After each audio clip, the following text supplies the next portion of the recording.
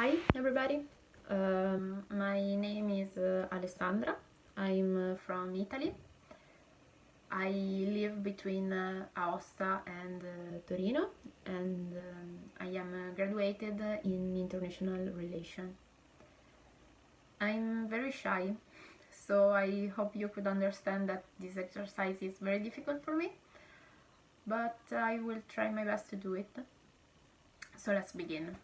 In this video, I would like to talk to you about transitional justice, and I believe that the better way to do it is to start from the definition of what transitional justice is.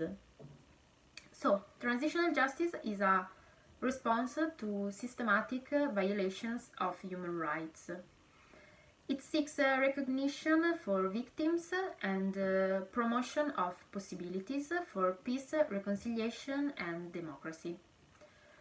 It is important to underline that transitional justice is not a special form of justice, but it is justice adapted to societies transforming themselves after a period of pervasive human rights violations. In some cases, these transformations happen suddenly. In other cases, they may take place over many decades. This approach to transitional justice is pretty new. In fact, it began in the late 80s and early 90s, mainly in response to political changes in Latin America and Eastern Europe.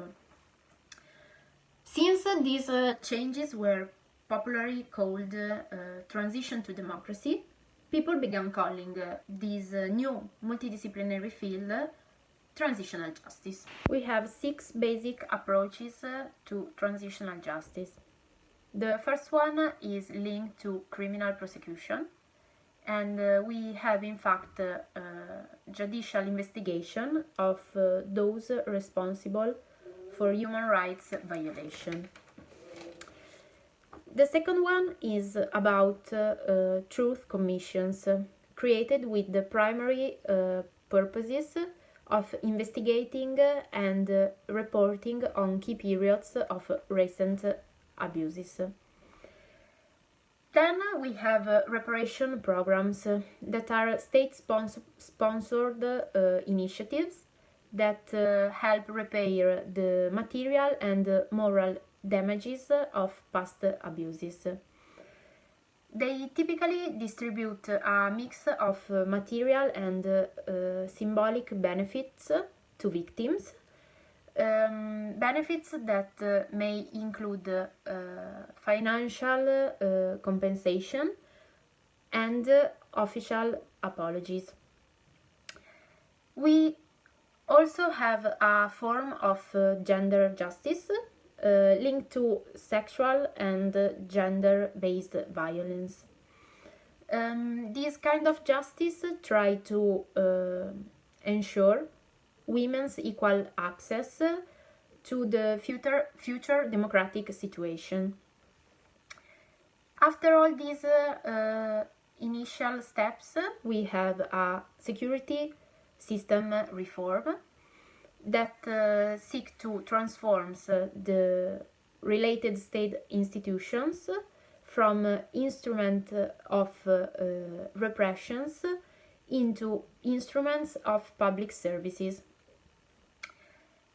At the end, we may find a memorialization efforts that may include museums and memorials that preserve public memory of victims and raise moral consciousness about past abuses. It is important to say that we don't have a single model of transitional justice, but every model needs to be focused on the 3 elements: the coexistence, the forgiveness and the dignity.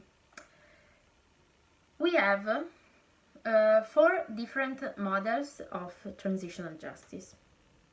The first one is the punitive or retributive model, in which we have essentially a punitive purpose in a post-conflict situation, and we have the creation of these international courts that judge crimes and massive human rights violations. And the most famous example of this kind of justice is linked to the Nuremberg process. The second model is the Truth and Reconciliations one, in which it is required a certain level of sacrifice and renunciation, both by society and victims.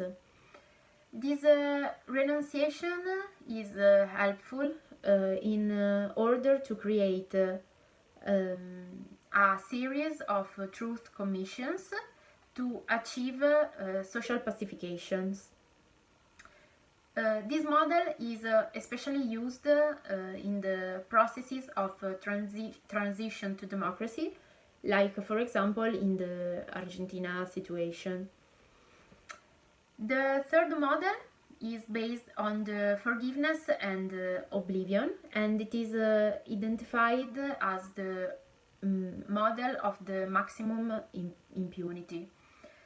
It is the most criticized model, and it is often justified in the impossibility of acting against the perpetrators of the aggressions, because they themselves are part of the transition of the country into a democratic society.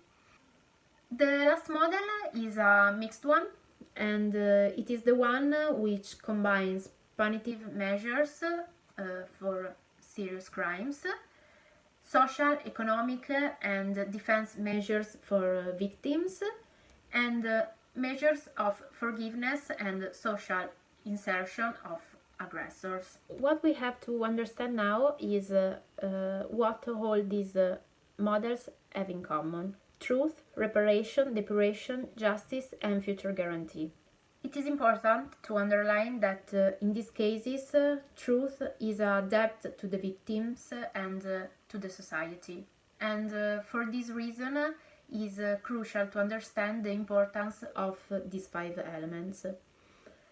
Victims, in fact, need to be sure that their sufferance is recognized by everybody, and also that any kind of human rights violation won't happen again in the future.